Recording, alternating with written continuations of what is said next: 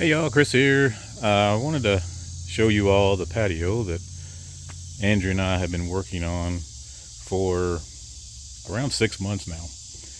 I'll try to put in some pictures of what this looked like before, and you can see now what it looks like, but not really what I wanted to talk about. What I wanted to talk about was finishing the patio. What we did when we built this is we used paver dust underneath it.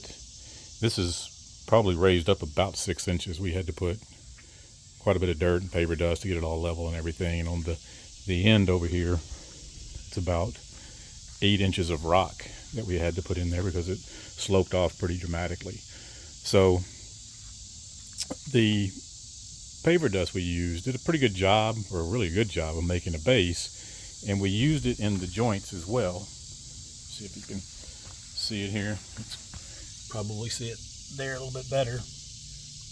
But what you'll have to notice is that it crumbles. So the paver dust is crumbling away, which is not good. So what we're going to do is we're going to fix that. So we're going to clean out the rest of the paver base that's in there, and we're going to use this polymeric sand for concrete paver joints up to 1 inch.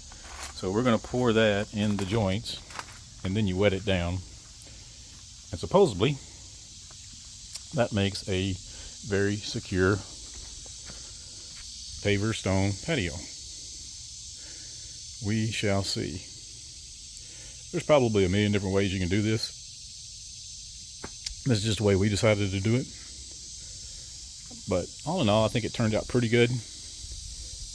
I would probably, if I did something differently, I would get paver stones that were flat and didn't have the joints in them. You can see these have all those ridges in them.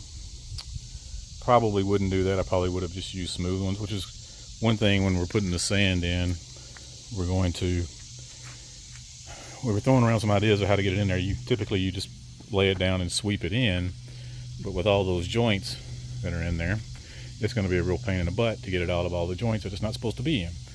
So we're probably going to use a watering can, pour the sand in a watering can, and then pour it in the cracks, and then wet it down, see how that works. I think that'll work good. It'll give us something to guide the sand into the cracks that we want it in. And that's what we're working on. Now let's see how it turns out. All right, it's a day later, and we got the sand swept into the grooves. Looks pretty good. You can see here the difference of what I showed earlier and now. Sand was pretty easy to get in. Really, we cut a edge of the bag and used that as sort of a funnel to funnel it into the channels. Then we used a broom to sweep it in, took a leaf blower and was able to blow it out of the grooves that are cut into these stones. There's still a little bit of work to do there. Some of it got into those grooves and hardened up, so I'll have to get that out of there. But for the most part, it's pretty good. So pretty happy with it. The patio it's tight now. Like there's no wobbling of any of the stones or anything. So really happy with that part of it. We'll see how it goes long term. The last step is going to be sealing the patio. So we've got some sealer, and we're going to spray that on and get it all sealed up and ready for winter. And then I got to fix my driveway. If you see around here, I've been putting patch around, and we're going to put some sealer on it as well very soon. But patio, for the most part, it's done. I think it looks a whole lot better. Really happy with it.